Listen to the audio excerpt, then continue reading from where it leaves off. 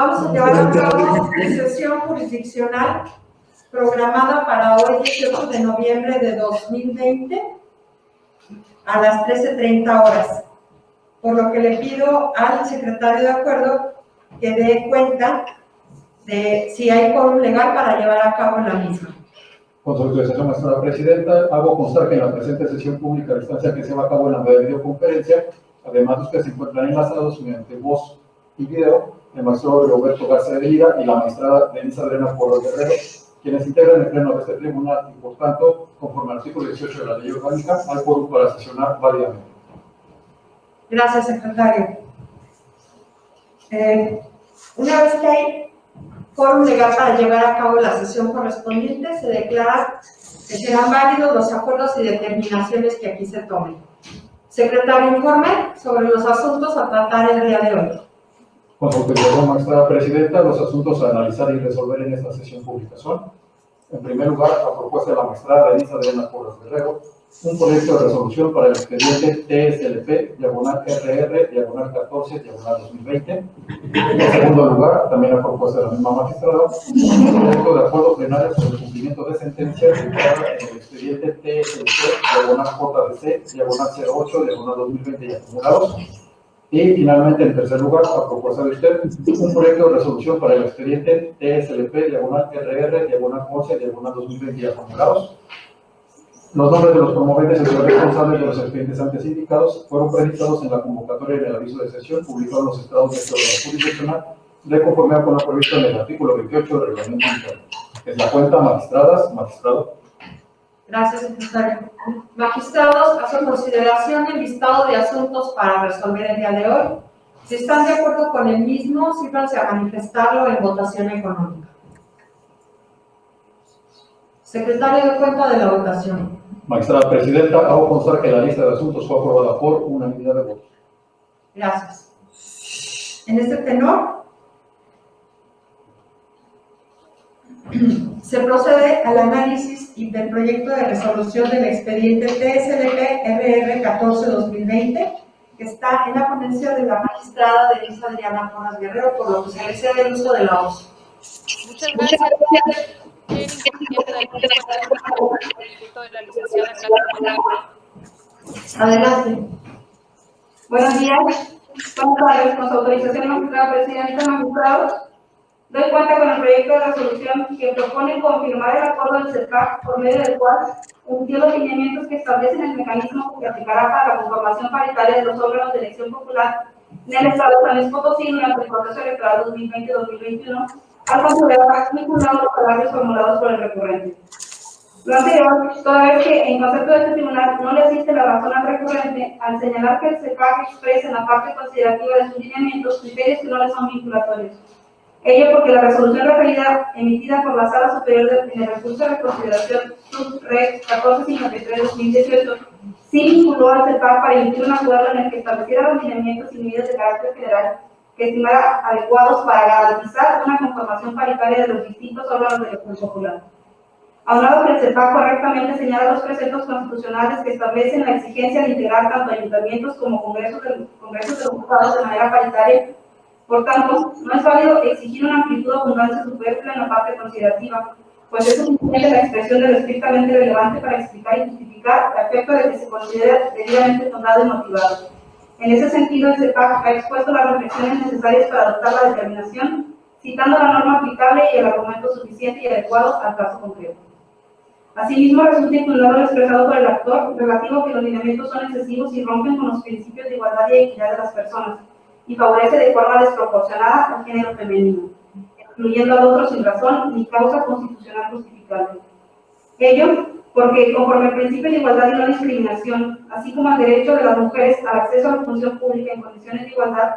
la medida solo debe ser aplicable cuando la integración de los órganos referidos esté conformada por mayor número de hombres. Esto porque los hombres han disfrutado plenitud del ejercicio de sus derechos políticos y lo que se pretende revertir es una situación histórica de desventaja a la que han sido sujetas las mujeres, pues modificar la integración para retirar a mujeres y que accedan más hombres sería contrario a las disposiciones convencionales y constitucionales que nos rigen. Es necesario destacar que a pesar de que se ha pretendido cumplir con la premisa de cuotas y postulación de candidaturas de forma paritaria, ello no se ha traducido en candidaturas efectivas que conlleve la designación de más mujeres. Por tanto, se requieren acciones afirmativas como los lineamientos emitidos por el CEPAC, que maximizan el mandato constitucional de integrar de forma paritaria los órganos de representación. Es decir, que las candidaturas de las mujeres realmente se traduzcan en su acceso al poder público y a la toma de decisiones, y no en el mero cumplimiento de la formalidad de postularlas de forma equitativa con los hombres. La Sala Superior se pronunciaron en el sentido de que la discriminación, en términos del artículo 1 de la Constitución Federal, opera solo para grupos sociales vulnerables o excluidos en sus derechos, como son mujeres, indígenas, migrantes, entre otros. Pero no opera para el grupo predominante en la vida social, cultural o política, como es el caso de los hombres que han estado representados en mucho mayor medida en los órganos de elección popular potosinos. En este orden de cosas, los movimientos impugnados tienen una justificación razonable en tanto que pretenden privilegiar la igualdad natural y sustantiva de las mujeres en su acceso al poder público. A su vez, se estima que resulta una medida objetiva toda vez que trazan el método para designar los cargos de elección popular de manera igualitaria. Y su implementación se considera proporcional, pues se estima viable para integrar de manera paritaria tanto el Congreso local como ayuntamientos, sin que ello genere desigualdad o vulneración de otros derechos humanos mayor a la que se pretende eliminar. Por otra parte, el autor emite expresiones generales sin que se precise o pueda desprenderse de ellas la manera en que los lineamientos puedan causar una afectación por cuanto hace a la modificación del orden de integración de las listas de diputaciones elegibles, iniciando como el partido o candidatura independiente, que habiendo postulado el género predominante en primer lugar de su lista, haya obtenido la menor votación válida efectiva. Ello porque los lineamientos suponen una condición futura mediante la cual, de manera objetiva, se establece un mecanismo para garantizar el acceso de las mujeres en los cargos públicos de elección popular.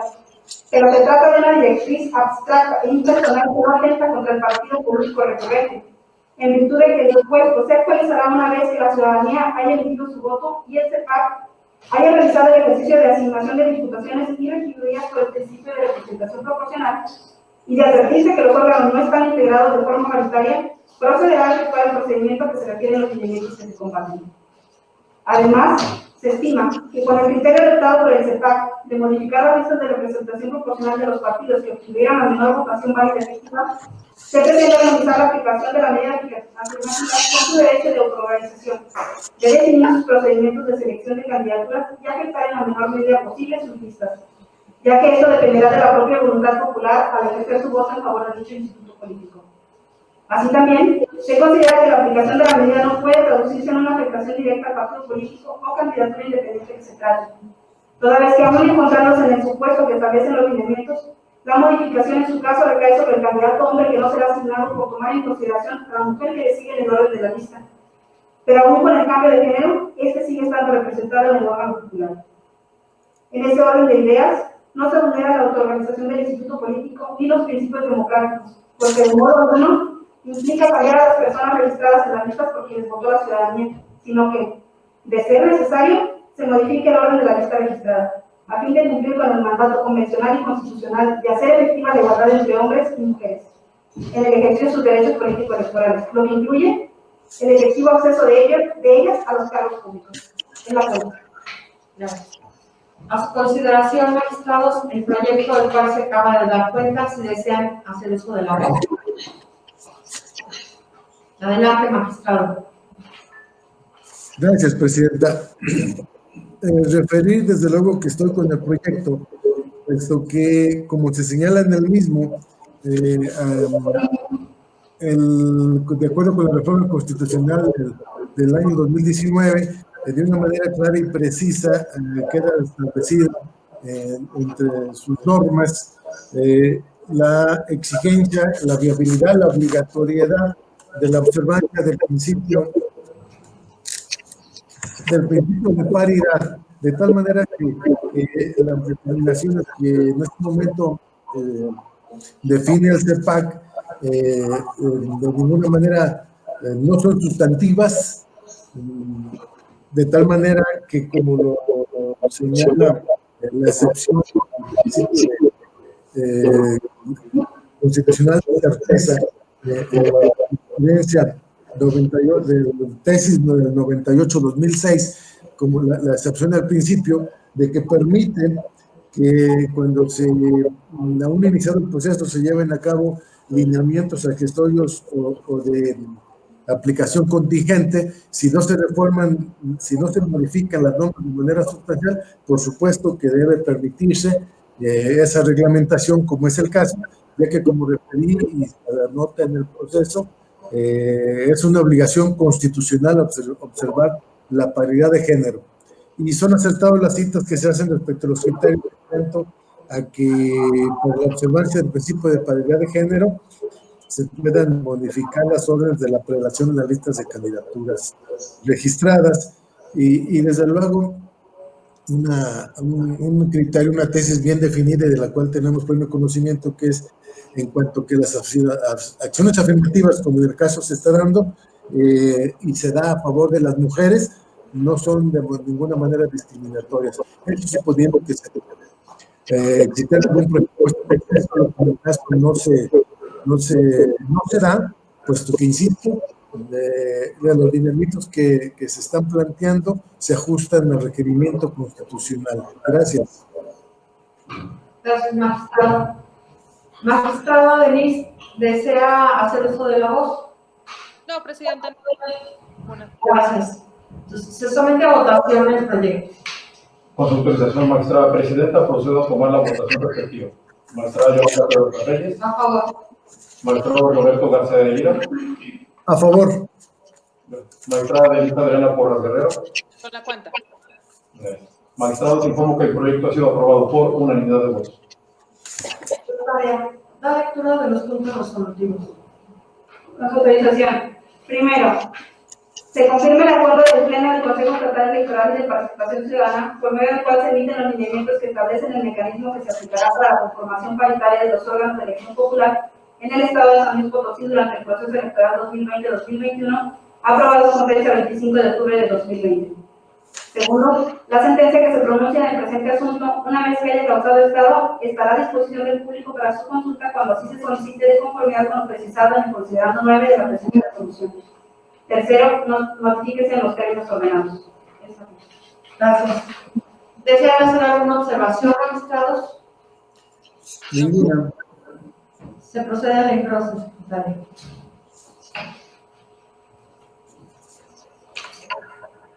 Como siguiente punto, en el orden del día está el asunto identificado como TSLP-JDC 08 y sus acumulados, que también está en la ponencia de la magistrada Adriana Porras Guerrero, por lo que se le cede el uso de la voz. Gracias. Hemos hablado de la licenciada. Adelante, secretaria. Doy cuenta con el proyecto que propone declarar cumplida la resolución emitida con fecha 28 de mayo de la presente anualidad, recaída en el juicio para la protección de los derechos políticos electorales con número de expediente TSLP-JDC08-2020 y acumulado, en la que se determinó reencauzar los medios de impugnación promovidos por Oscar Daniel Olivares Farías y Octavio García Rivas a la Comisión Nacional de Honestidad y Justicia de Morena, a efecto de que se resolviera la estimadas resoluciones. Lo anterior, todavía que de acuerdo con el informe rendido por la Comisión Nacional de Honestidad y Justicia y la constancia que apuntó en copia certificada, las demandas recausadas se tramitaron ante dicha instancia partidaria con el expediente CNHJ-SLP 706-2020. Dicho expediente fue resuelto actualizándose la causal de sobreseimiento relativa a que el órgano responsable modifique o revoque el acto reclamado cesando sus efectos, de tal manera que quede totalmente sin materia de recurso de queja. Esto, en virtud de que con fecha 2 de junio de la presente anualidad, se emitió en expediente diverso una resolución que tuvo por objeto resolver varios juicios ciudadanos que le fueron reencausados por sala superior, en los que se impugnaban los mismos actos, determinando declarar juzgados los agravios y en consecuencia se incluyó al Comité Ejecutivo Nacional a sustanciar la convocatoria del tercer Congreso Nacional. En este orden de cosas, se tiene que ser emitida una resolución interpartidaria que atienda el reclausamiento ordenado por este órgano jurisdiccional, en el que los recurrentes han tenido acceso a la jurisdicción interna de su partido. Gracias. Magistrados, a su consideración, el proyecto del cual se acaba de dar cuenta, ¿desean intervenir? No, de acuerdo. Se procede a votación. Procedo a tomar la votación respectiva. Magistrada Yolanda Pedrosa Reyes. A favor. Magistrado Roberto García de Lira. A favor. Magistrada Denise Adriana Porras Guerrero. Con la cuenta. Gracias. Magistrados, informo que el proyecto ha sido aprobado por unanimidad de votos. Gracias. De lectura de los puntos de acuerdo. Primero, se declara cumplida la sentencia emitida por este Tribunal Electoral con fecha 28 de mayo de 2020 en el juicio para la protección de los derechos políticos electorales del ciudadano, TSLP JDC 08-2020 y acumulados interpuestos por los ciudadanos Oscar Daniel Álvarez María y Octavio García Rivas. Segundo, notifíquese personalmente a los autores en los domicilios autorizados y por oficio con copia certificada de la presente determinación a la Comisión Nacional de la Honestidad y Justicia de Morena, de igual manera como los diputados del órgano constitucional para su publicidad. Tercero, realizadas las notificaciones, agréguense autos para su debida constancia legal y archívese el expediente como asunto total y definitivamente concluido. Gracias. ¿Alguna observación que desean hacer, magistrados? No. Pues procedan entonces a papel.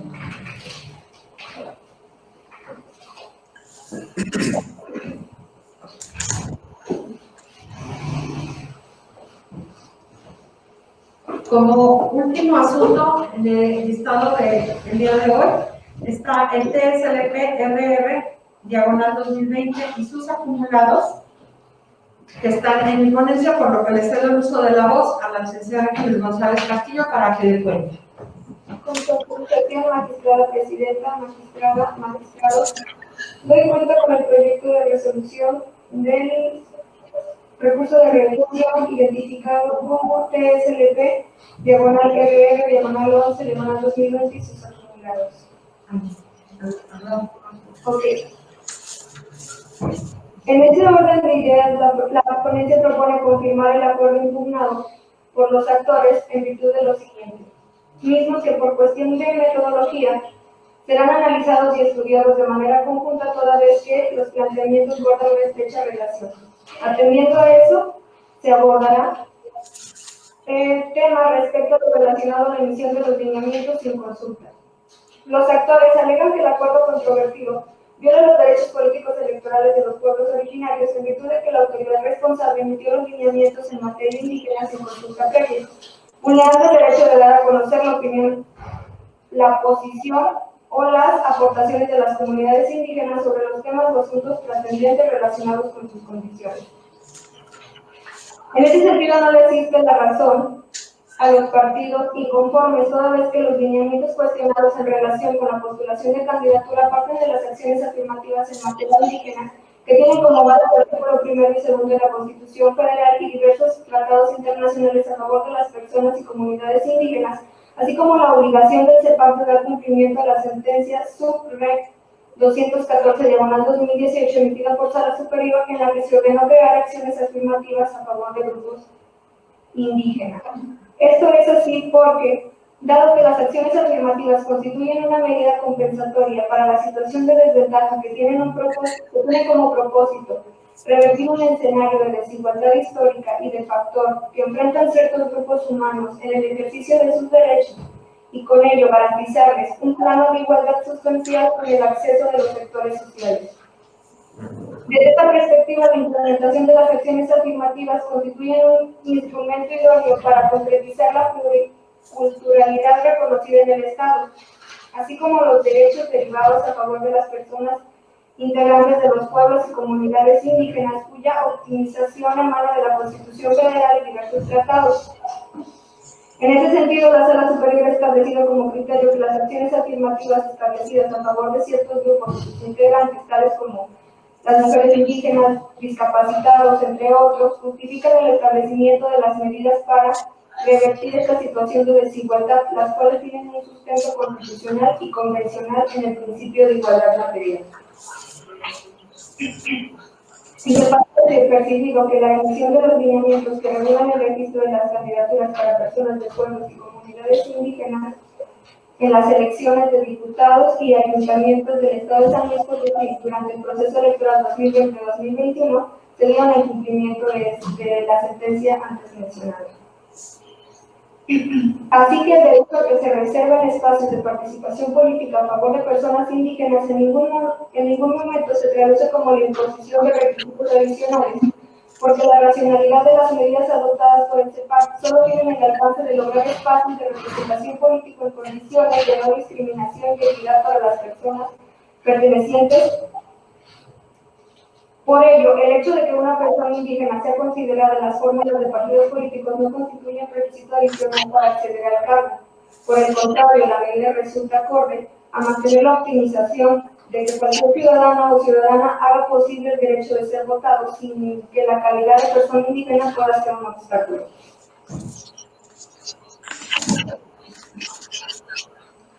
El resultado, por ello, el hecho de que una persona indígena sea considerada en las fórmulas, como lo hace el CEPAC en dicho lineamiento, se advierte también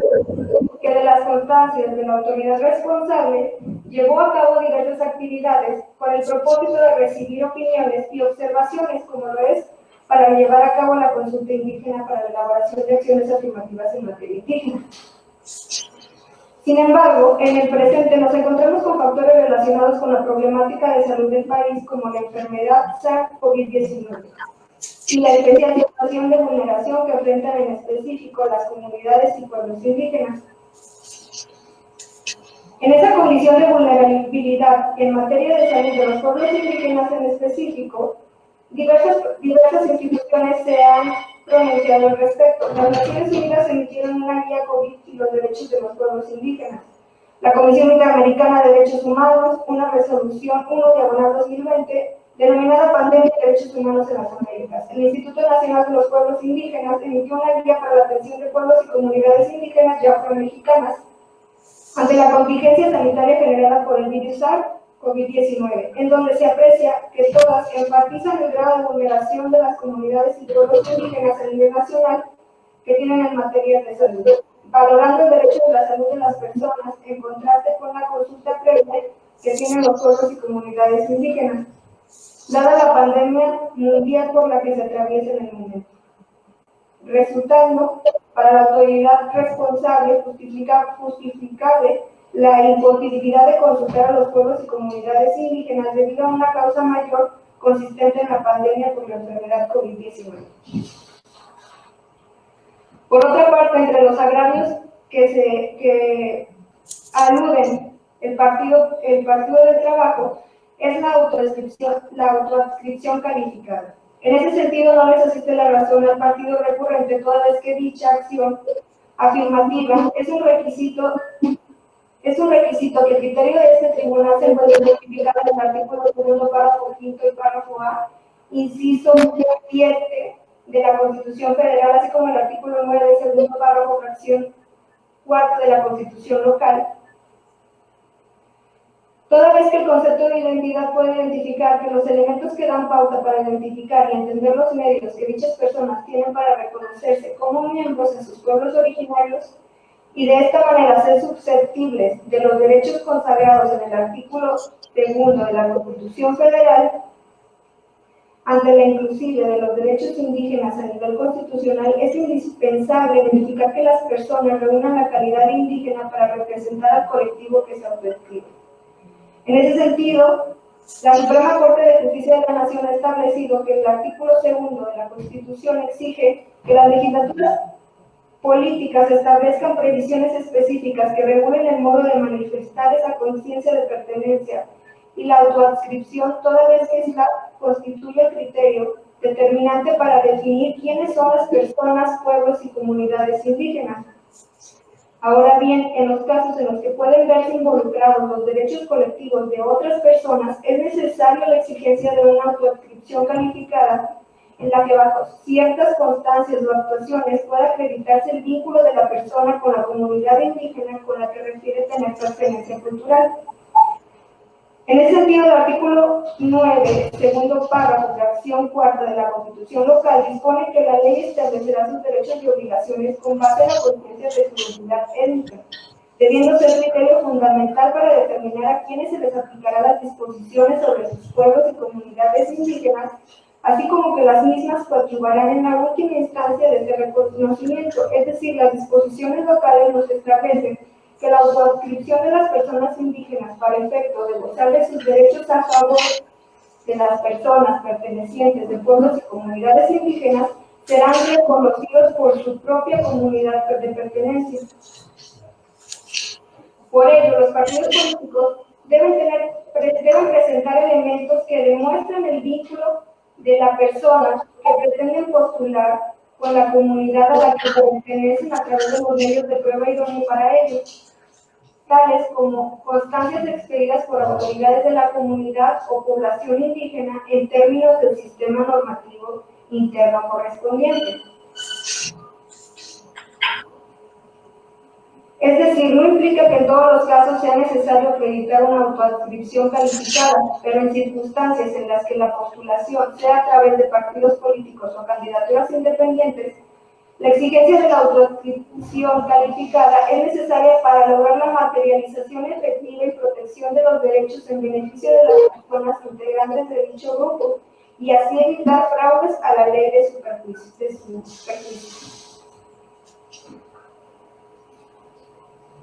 Es de decir que, como lo menciona la autoridad responsable en dichos lineamientos, es derecho de toda comunidad a través de la Asamblea General el de extender o no el acta mediante la cual califique la autoadscripción de la persona solicitante para que ésta pueda acceder a postularse mediante candidatura, reservado para personas de pueblos y comunidades indígenas, así como que los requisitos que al efecto solicite la Asamblea son competencia exclusivamente de esto. Por lo que respecta al agravio del PRI, del indebido razonamiento de la fracción 54 de los lineamientos en el que se determinan los mecanismos para garantizar la participación de los pueblos indígenas, a criterio de este tribunal, lo que manifiesta es erróneo, debido a que los datos que se establecen en el diario del Estado, como lo que señala en el punto 10 de los lineamientos relacionados con los puestos, en donde se señalan las comunidades que pertenecen a cada municipio, es decir, que las comunidades que integran al municipio de Xilitla, donde se encuentran con población indígena según el periódico oficial de fecha 3 de octubre de 2015,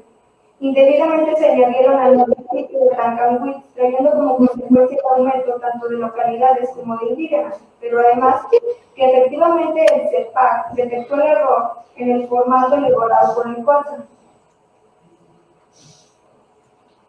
Aunado a lo anterior, es cierto que las tablas que refiere el actor contienen un error involuntario, tal como lo refirió el CEPAC. Sin embargo, mediante la cual se establece que pertenece al municipio de Tancanhuitz, siendo lo correcto que pertenece al municipio de Xilitla. Sin embargo, dichas tabulaciones no fueron usadas para determinar el porcentaje de la población indígena, como lo refiere el recurrente, pues lo cierto es que únicamente se utilizó como referencia de la estructura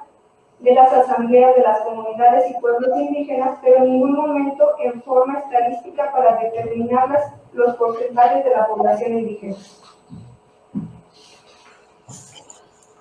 Por lo que respecta al punto de vulneración al principio de autoorganización y autodeterminación de los partidos, no le asiste la razón al Partido del Trabajo Inconforme, ya que los lineamientos cuestionarios parten de la premisa de la búsqueda armónica de los principios de autodeterminación de los partidos y de la acción afirmativa indígena para potencializar la participación política de estos grupos vulnerables, lo cual impide que el partido político, de acuerdo a lo establecido en la norma interna, seleccione a sus candidatos de manera libre. En ese sentido, de modo alguno se vulnera el núcleo esencial del principio de autodeterminación partidista. Y si en cambio maximiza los principios de igualdad de su vertiente del pluralismo nacional generando una armonización entre todos los principios y derechos en el pueblo.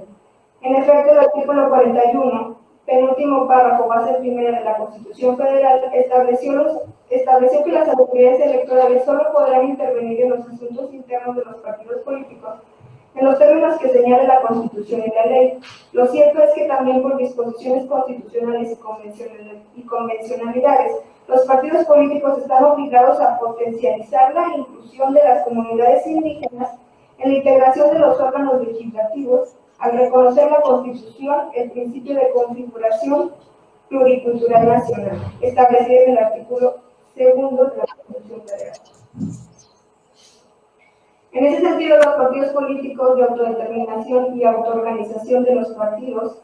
no deben llevarse al extremo al estimar que lo decidido por dicho instituto acerca de las postulaciones de candidatos no puede ser revisado por las autoridades electorales administrativas, en tanto que los mismos conviven con otros reconocidos en la propia norma suprema, que son los de igualdad, pluralismo cultural y paridad de género, los cuales, además que obligan a los partidos políticos a respetarlos, igualmente constrañen a las autoridades legislativas y administrativas en la materia para remover todos los obstáculos que impiden la plena observancia de tales principios de integración de los órganos de representación popular. Así que el establecimiento de las acciones afirmativas por parte del CEPAC se encuentran en armonía y coherencia con el nuevo modelo de protección y maximización de los derechos humanos imperantes en nuestro país, así como de certeza y seguridad jurídica a los partidos políticos respecto a cómo deben solicitar el registro de los candidatos a integrantes de los ayuntamientos y diputados locales,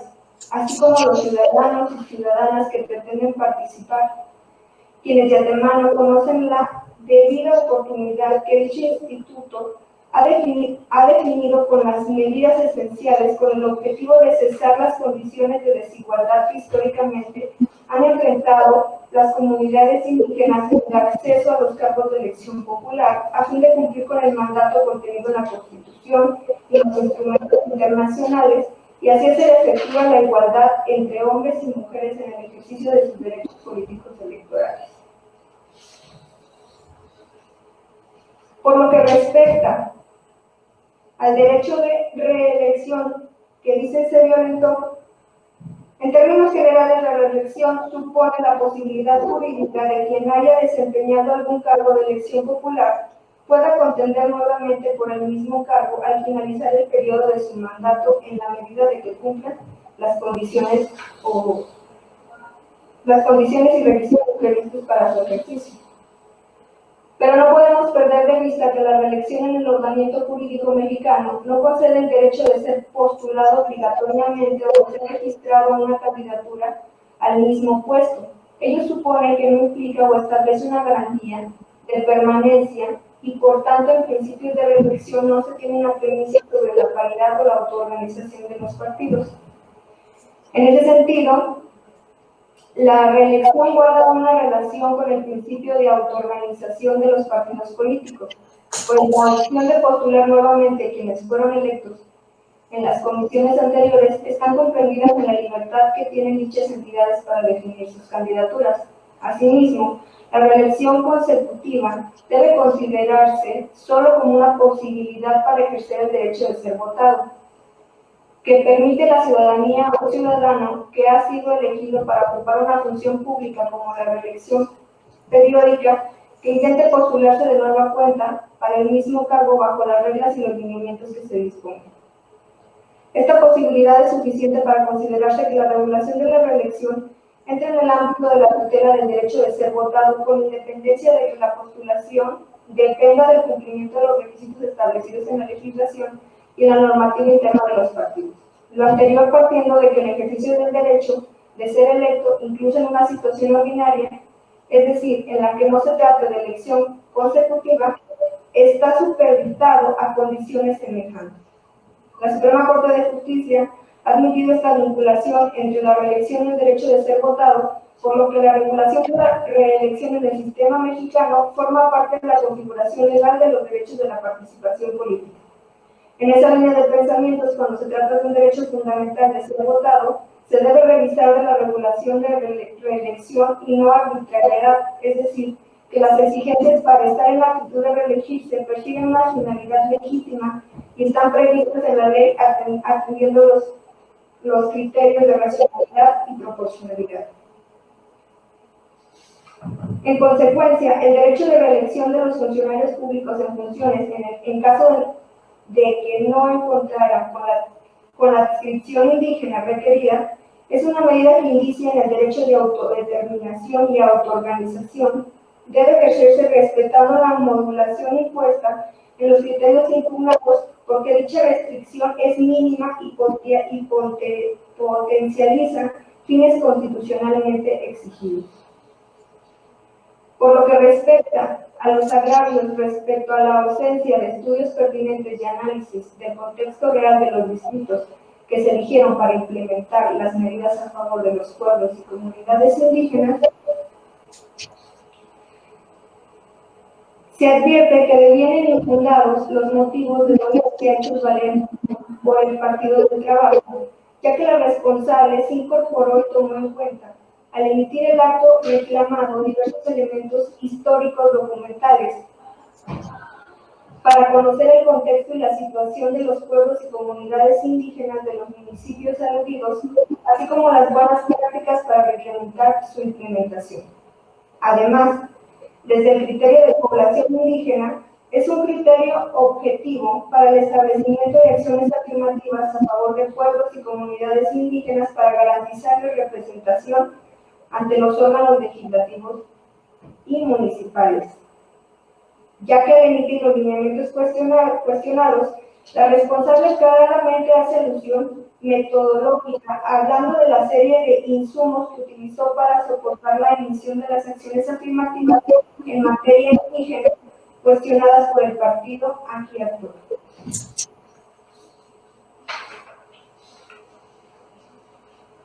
Ahora bien, por lo que consta a la falta de fundamentación y motivación, no le existe la razón al inconforme, porque con independencia de que el CEPAC se encuentre facultado o no para emitir los lineamientos, tal como ya se determinó en el apartado correspondiente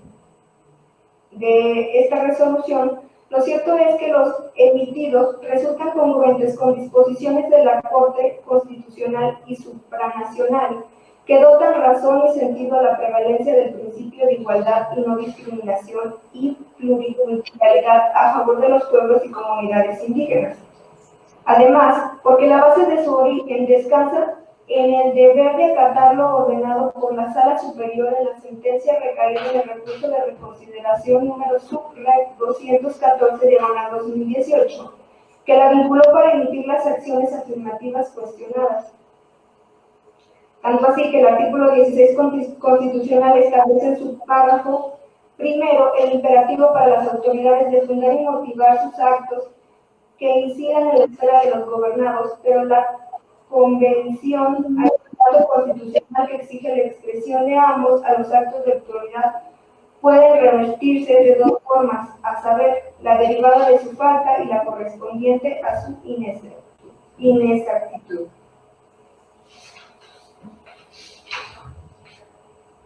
Ahora bien, por lo que respecta a lo aludido por el Partido Conciencia Popular y Partido del Trabajo respecto a la violación al principio de certeza, no le asiste la razón a los partidos recurrentes conforme al artículo 2 de la norma suprema 1, numeral 4 de la Convención Internacional sobre la Eliminación de las Formas de Discriminación Racial y segundo de la Convención 169 de la OIT. El reconocimiento legal de los derechos fundamentales de personas y comunidades indígenas, la no discriminación y sus derechos políticos especialmente se observan en instituciones de derechos humanos en el sistema universitario regional. En ese sentido, la Suprema Corte de Justicia ha enfatizado en reiteradas ocasiones la existencia de la igualdad sustantiva o derecho que reconoce la necesidad de que se disminuyan los obstáculos sociales, políticos, culturales, económicos de ciertos grupos sociales o de cualquier otra índole que impiden a ciertas personas o grupos sociales gozar o ejercer real y efectivamente sus derechos humanos en condiciones de paridad con otro conjunto de personas o grupos sociales. Asimismo, como lo establece el acuerdo impugnado, los cargos no son obligatorios para el registro de personas indígenas propietarias y suplentes en la plantilla de mayoría relativa y o lista de representación proporcional. Según constituyen un mínimo indispensable que los partidos políticos, coaliciones, alianzas y candidaturas independientes deben cumplir, pero pueden postular adicionalmente a personas indígenas en otros cargos en donde las planillas de mayoría relativa o lista de representación proporcional, si así lo determinan en los términos establecidos, por la autoadscripción calificada. Consecuentemente, si se opta por presentar más postulaciones de personas indígenas, en aquellos casos que no sean determinados como obligatorios en el acuerdo cuestionado, deberán acreditarse también su calidad de indígena y de pertenencia a pueblos y comunidades indígenas en la entidad de las personas. En ese orden de ideas, este tribunal concluye que el acuerdo impugnado no es discriminatorio ni atenta contra la dignidad humana, sino al contrario, cita acciones no solamente que se encuentran orientadas a prevenir un trato desigual y potencialmente discriminatorio, sino que su mayor aportación es contribuir a erradicar la perturbación de los grupos de desventaja, como en el caso de las comunidades indígenas, como ya se estableció en los apartados correspondientes. Con base en lo que es declarado, toda vez que los agravios expuestos fueron infundados y resulta conforme a derecho los lineamientos controvertidos, en el cual se emiten acciones afirmativas a favor de personas, de pueblos y comunidades indígenas, lo procedente a su consideración es confirmar lo que fue materia de impugnación en el presente medio. Es cuento. Gracias. Magistrados, ¿desean hacer alguna aportación al proyecto que se acaba de dar cuenta? Adelante, magistrado. Presidenta. Es indiscutible que es fundamental la participación indígena en nuestro sistema democrático, y el Estado debe estar dicha participación indígena en el mismo, como lo establece nuestra propia Constitución y diversos criterios jurisprudenciales como los que acertadamente se citan en el proyecto, como la tesis 51-2015 de Sala Superior, o como la tesis 24-2018. Esta última se refiere a las gestiones afirmativas, en donde concluye que los indígenas deben gozar de las mismas oportunidades que el resto de la población. Y de acuerdo acertadamente a lo largo del proyecto se establece que debe haber un plano de igualdad sustancial en el acceso a los sectores sociales. Y se hace la cita igualmente acertada en cuanto que la Corte Interamericana de Derechos Humanos ha sostenido que los estados deben combatir las prácticas de discriminación, ¿verdad? Y que entonces se deben adoptar medidas positivas necesarias para asegurar una efectiva igualdad ante la ley de todas las personas. Si notan que leo, me estoy refiriendo partes precisamente del proyecto porque estoy aludiendo a que se hacen unas citas correctas en ese sentido, ¿verdad? Y asimismo se deja establecido que la obligación de que a través de las acciones encomendadas el Estado garantice el principio de igualdad y no discriminación. Reglas con las que, desde luego, estamos más que de acuerdo y conscientes de la obligatoriedad de que se deben observar. Y en relación a ello, me permito citar también un criterio jurisprudencial que hemos referido y que se cita específicamente en el proyecto de la resolución del recurso de revisión RR10 que recién resolvimos, se ha resuelto por este tribunal y que era la ponencia de la magistrada Denise, bajo la voz certeza en materia electoral, excepción al principio relativo en relación con la modificación de las leyes que rigen el proceso una vez que ha iniciado. La cita de este criterio es por demás acertado en los diversos procesos como el aludido y este que nos ocupa, puesto que es de todos sabidos que estamos discutiendo lineamientos implementados por el OPE local una vez iniciado el proceso electoral 2020-2021, y también sabemos que el que los hayan emitido con fecha 20 de noviembre, ya ha iniciado el proceso, se debe a la declaración de inconstitucionalidad que hizo la Suprema Corte de Justicia de la Nación en relación a la ley electoral aprobada en junio pasado por parte del Congreso del Estado ante la ausencia de la consulta indígena, y eso motiva que reglas que el 29 de septiembre había emitido el CEPAC se dejaran sin efecto y se ratificaran, diría yo de alguna manera, porque son coincidentes, mediante el acuerdo que nos ocupa y que discutimos esas reglas. Conforme al criterio aludido, se establece esa permisibilidad de reglamentar aún abierto el proceso, pero bajo dos premisas fundamentales, y una de ellas que señala ese criterio es en el sentido de que las citadas modificaciones legislativas no sean de naturaleza trascendental para el proceso electoral, pues si su carácter es accesorio o de aplicación contingente, la falta de cumplimiento formal de la promulgación 90 días antes, como lo del artículo 105, fracción segunda constitucional, pues no produce su invalidez. Pero si se observen esas condiciones, permítame decir que a mi juicio en el caso no se da plenamente ese carácter accesorio y esa aplicación contingente que es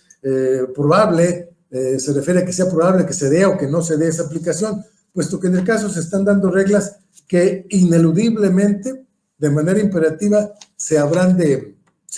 observar, por lo que no se ajusta precisamente al criterio, y en base a eso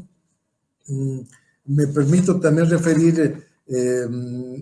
la tesis 30-2007 intitulada Facultad Reglamentaria, sus límites, ¿verdad? En donde se habla de la jerarquía normativa y que el ejercicio de la facultad reglamentaria no puede modificar o alterar el contenido de una ley, por lo que esa es competencia exclusiva de la ley determinar quién, dónde, cuándo, una situación jurídica hipotética y abstracta. Entonces, una reglamentación no puede ir más allá de exceder los límites distintivos que marca la ley.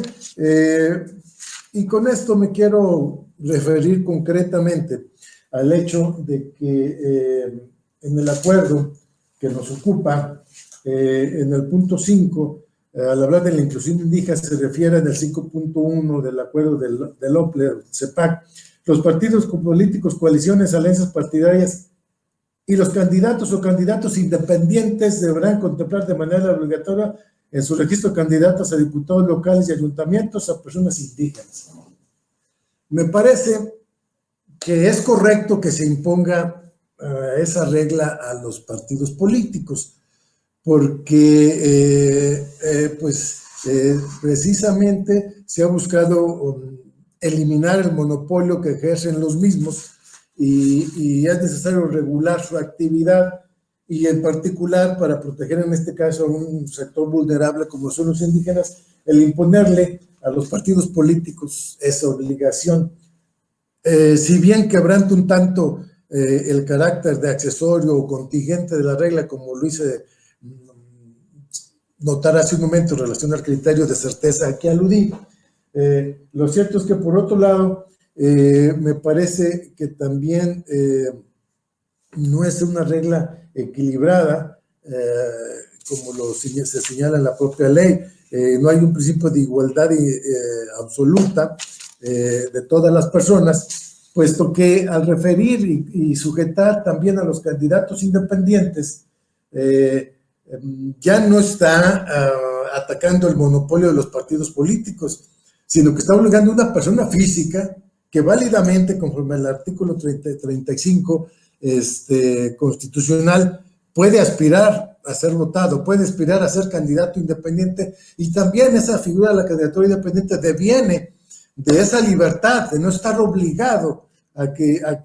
pertenecer a un partido político y que esos tuvieran el monopolio de las propuestas de los candidatos a un puesto de elección popular. Entonces me parece que se está limitando de manera injustificada ese posicionamiento del ciudadano individual en lo particular, violentando el derecho que tutela el referido artículo 35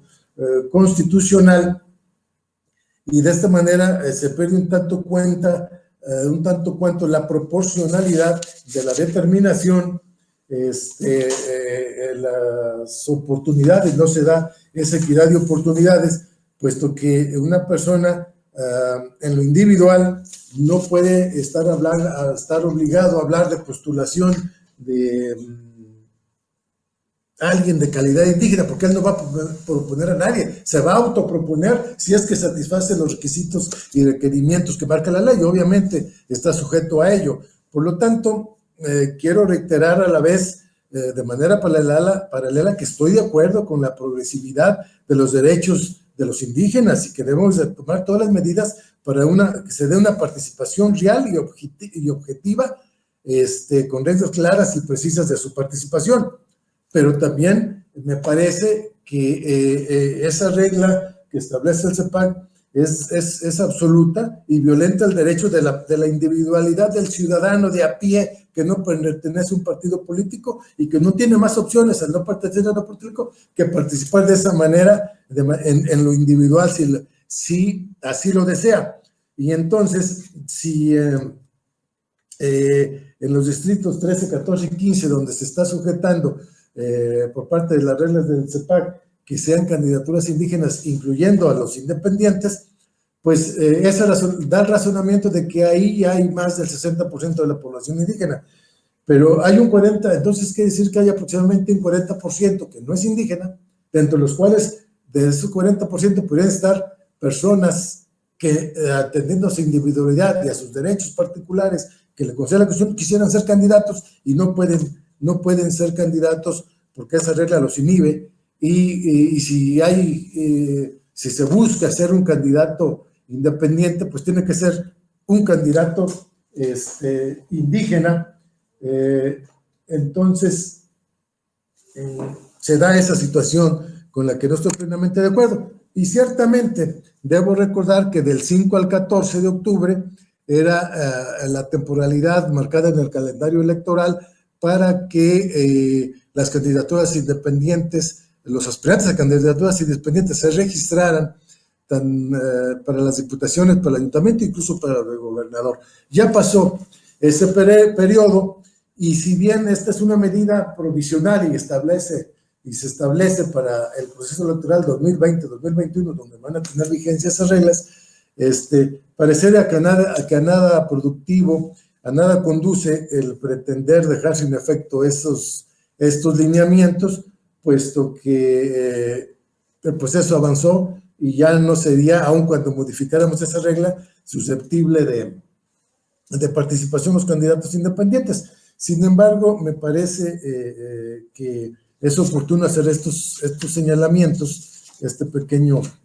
exceso a mi juicio, en la medida que decreta el CEPAC, y que dejar la libertad de los candidatos independientes abiertos a la ciudadanía en general no afecta para nada, insisto, la progresividad de los derechos de los indígenas y el proteger su participación en la vida política del Estado de una manera objetiva, con una participación equilibrada en igual de condiciones al igual que todos y cada uno de los ciudadanos. Y bueno, me parece correcto en determinado momento ese acotamiento a los partidos políticos, pero sí esos límites de la equidad y lo razonable de las medidas me parece que se transgreden. Por otro lado, quisiera hacer referencia al apartado donde este tribunal califica el agravio que se hace consistir en la violación al derecho de la reelección.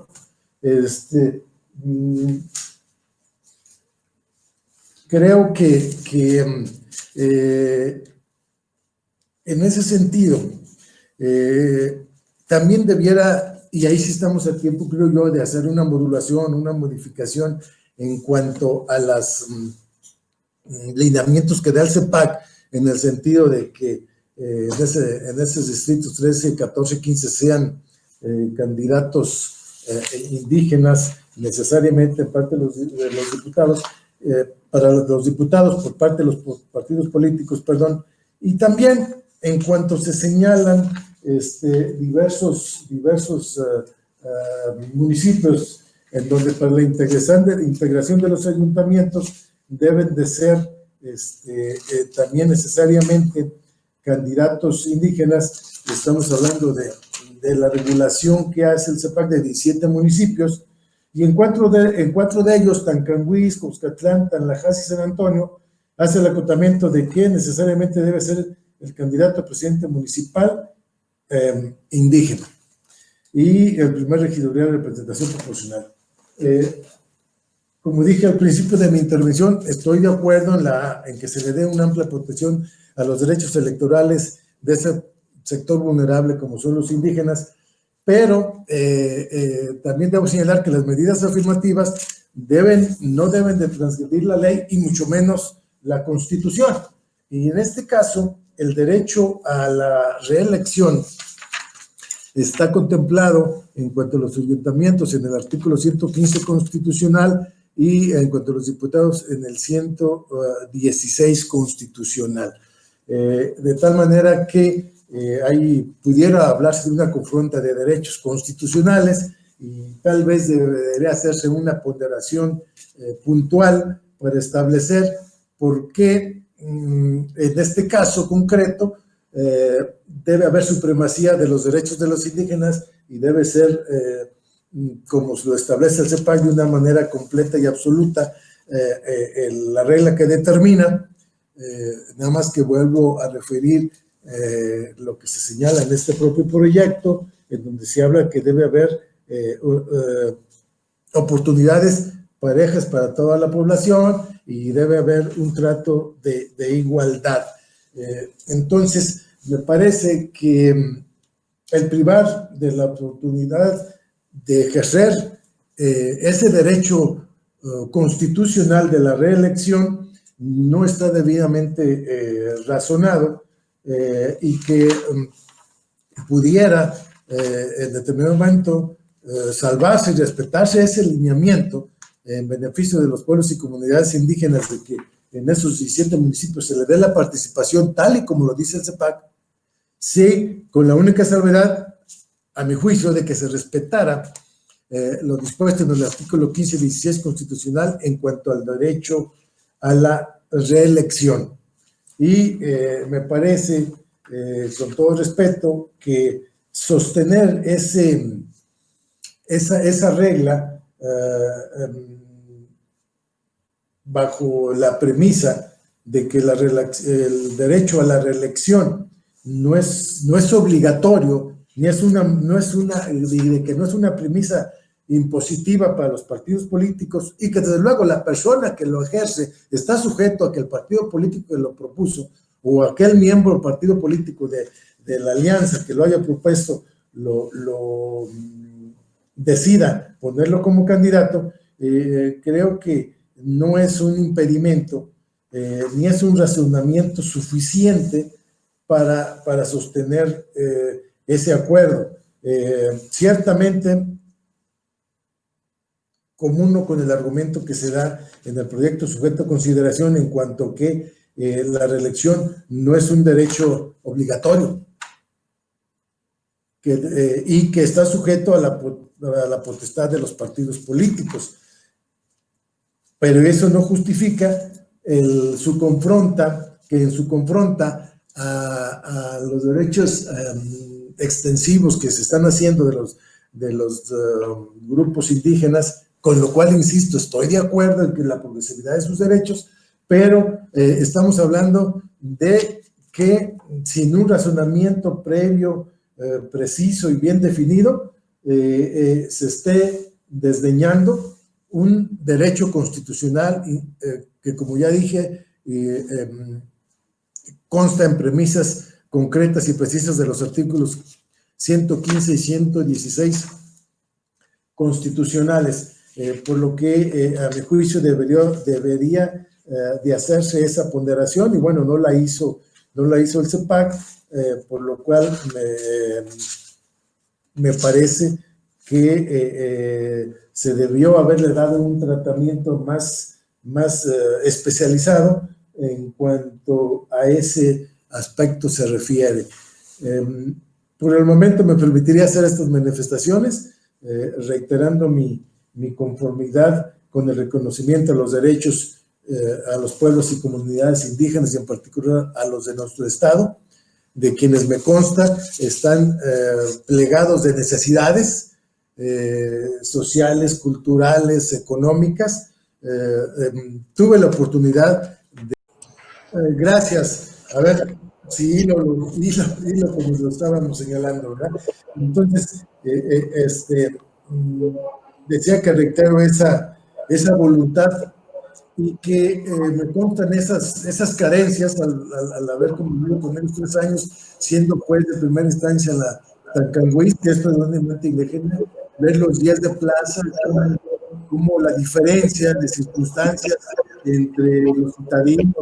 y la población indígena que baja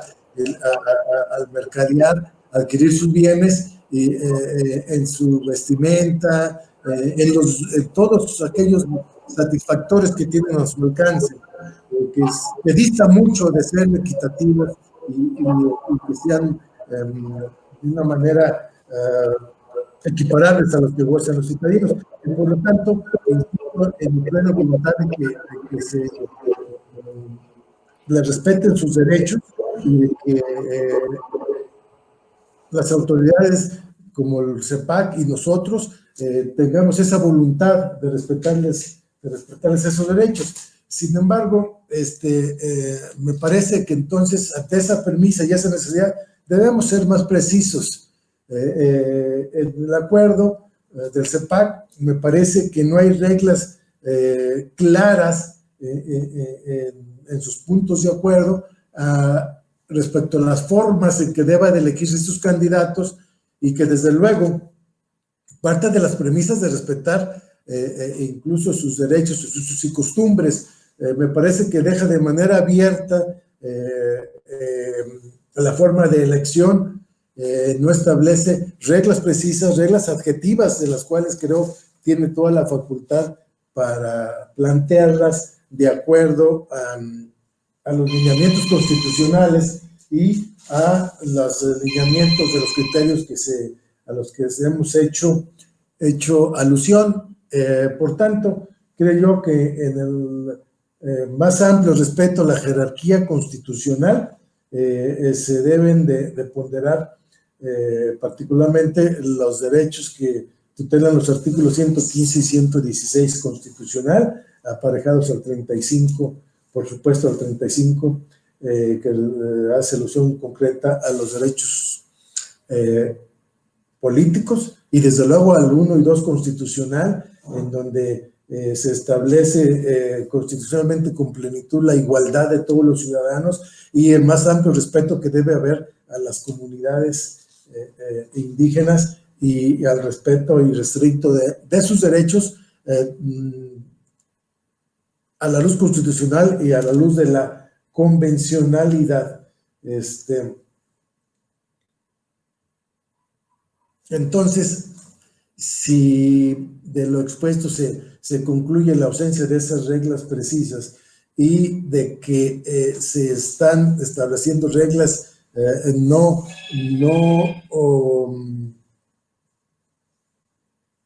accesorias o de aplicación contingente una vez iniciado el proceso, sino que definen de una manera concreta e imperativa ciertos posicionamientos en las candidaturas, es por lo que me parece que se trastoca un tanto cuanto el principio de certeza.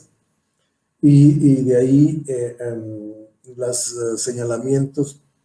que me obligo a establecer. Por el momento sería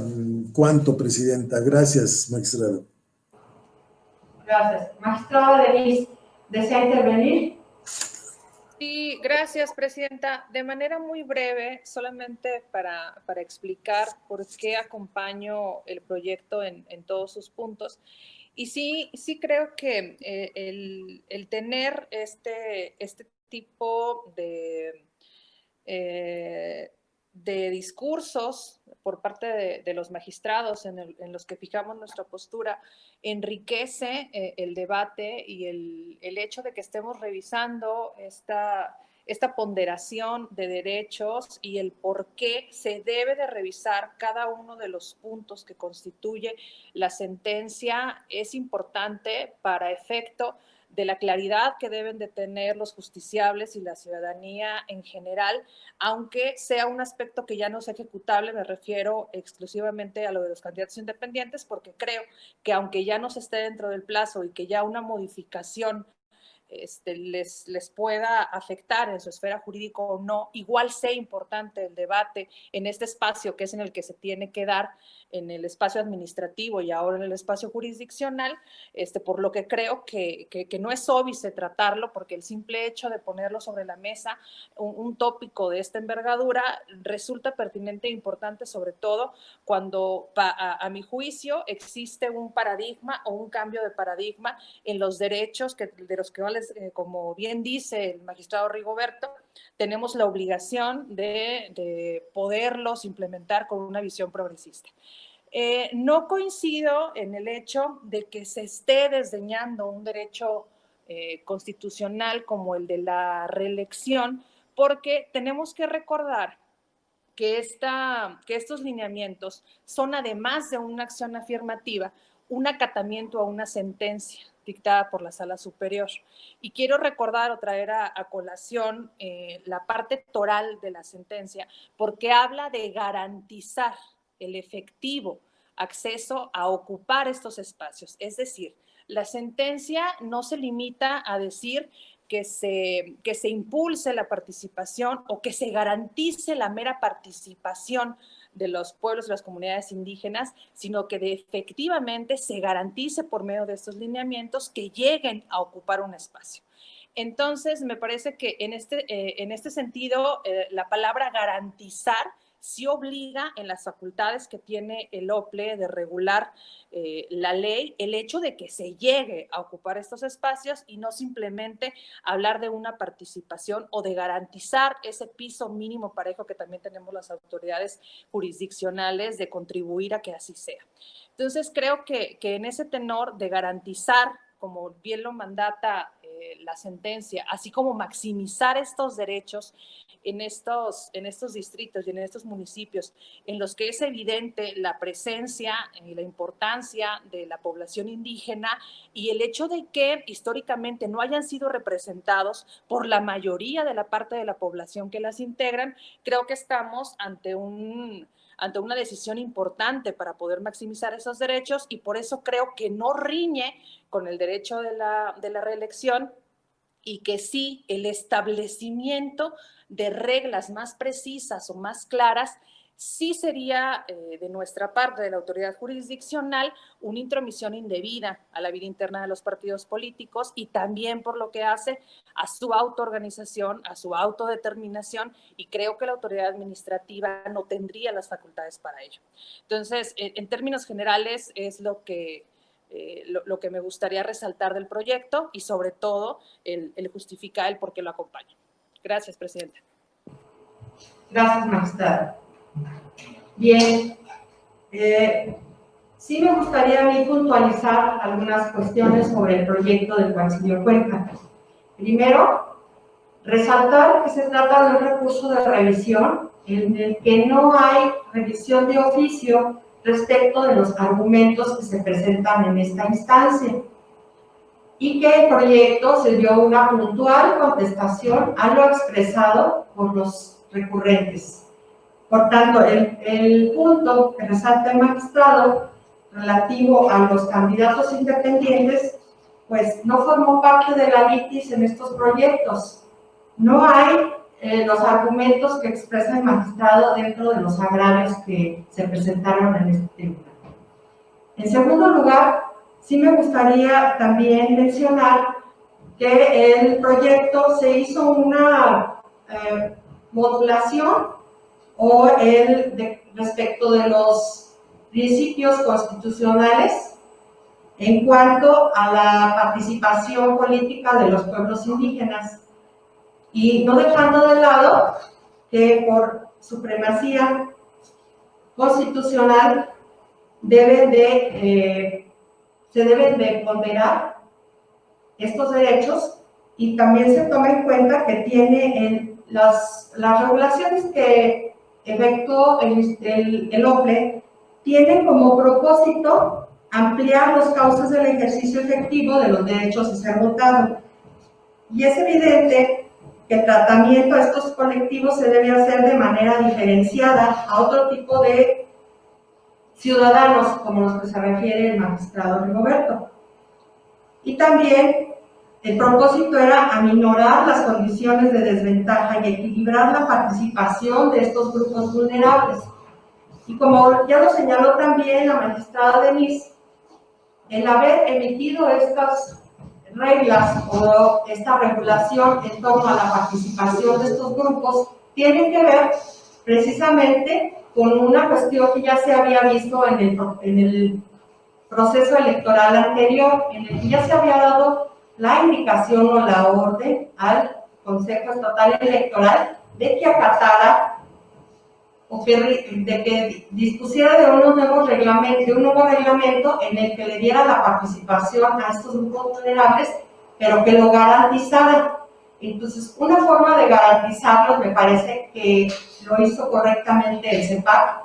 equilibró también la participación y se hace una puntual respuesta dentro de los agravios a cada uno de los puntos que hicieron valer los recurrentes. Entonces, entre los cuales también se cita que es una obligación no solo de la autoridad promover la participación democrática, sino que también es una obligación de los partidos políticos prevista en el artículo 41 constitucional. Entonces, esta obligación de darle una participación a los grupos indígenas también recae en el partido político, no solo en la autoridad, y que nosotros, como autoridad que está resolviendo, sí tenemos la obligación de revisar de manera muy particular cuando se trata de un grupo vulnerable. Ahí sí hay una revisión de oficio en cuanto a los derechos de este grupo de población. Entonces, yo no creo que esté la resolución con falta de puntualizar las cosas, sino las que están impugnadas dentro de los motivos de agravio. Entonces, están contestados todos están debidamente fundados y motivados, por lo que yo propongo este proyecto en los términos en los que se encuentra. Gracias.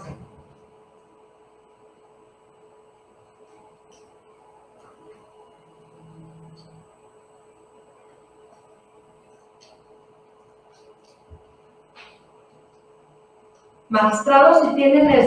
alguna otra intervención que hacer previo a pasar a la votación. Sí, magistrado. Magistrado Rigoberto tiene deshabilitado. Sí, gracias, una disculpa. Gracias, presidenta. Sí, solo acotar que en los precedentes de los RR10 y RR14, por cierto, el RR14 recién lo resolvimos en esta propia sesión, en ambos hacemos alusión a un aspecto refiriéndonos a que el CEPAC, el OPLE, y particularmente en el 10, donde se hizo una modificación a las reglas que estableció, en cuanto a la cuota joven, establecimos que esa ya estaba prevista en el artículo 305 de la ley electoral y que el CEPAC no podía ir más allá de lo que la ley regulaba. Incluso se le hizo una modificación, un ajuste a su acuerdo en base a que la ley ya preveía una circunstancia. Y en el caso del RR14, Por supuesto que la base fundamental fue que en la Constitución 114, fracción primera, el 42, ya se habla de la paridad de género en los ayuntamientos y la paridad de género en la integración del Congreso, de tal manera que las reglas que establece el CEPAC, como yo les decía en mi intervención, sí son accesorias, sí son de aplicación contingente, porque ya no están determinando el fondo ya está en la propia norma constitucional. Y en este caso, pues yo hago alusión a la de ponderación precisa y exacta en relación a disposiciones concretas que se están contenidas en el artículo 15 y 16 constitucional. Es cuanto, Presidenta, no deseo abundar más, creo que ha quedado claro el posicionamiento de cada uno de nosotros y agradezco su atención a mis señalamientos. Gracias. Magistrado, ¿desea hacer una última intervención? No, Presidenta, gracias. Gracias. Bueno, una vez que ha sido debidamente consensado y habiendo cada uno expresado su opinión sobre el proyecto, se somete a votación. Con su autorización, magistrada presidenta, procedo a tomar la votación respectiva. Magistrada Yolanda Pedro Cerreño. Con el proyecto. Magistrado Roberto Garza de Lira. Atento de mi participación en contra y plasmaré en el documento respectivo en mi criterio. Muchas gracias. Gracias. Magistrada Denise Adriana Porras Guerrero. A favor del proyecto. Magistrado, que informo que el proyecto ha sido aprobado por mayoría de votos, con voto en contra del magistrado Roberto Garza de Lira, quien anunció formulación de voto particular. Gracias. En ese orden, se da lectura de los puntos resolutivos. Se da cuenta con los puntos resolutivos. Primero, es el tribunal electoral competente para conocer y resolver los procesos de impugnación. Segundo, se confirma el lineamiento impugnado lo que fue materia de impugnación. Tercero, notifíquese personalmente los actores, así como al Consejo Estatal Electoral y de Participación Ciudadana y por estados, además, personas interesadas. Es bueno. Gracias. ¿Alguna opinión que tenga que dar sobre los puntos resolutivos? Ninguna, gracias. Gracias. Se procederá al engrose. Secretario, tenemos algunos asuntos que tratar. Magistrada presidenta, le informo que acorde a la lista de asuntos aprobada, no hay asuntos pendientes que tratar en la presente sesión. Gracias. No habiendo asuntos que tratar, se da por concluida la presente sesión, siendo las 14 horas con 48 minutos. Gracias por su atención. Gracias. Gracias.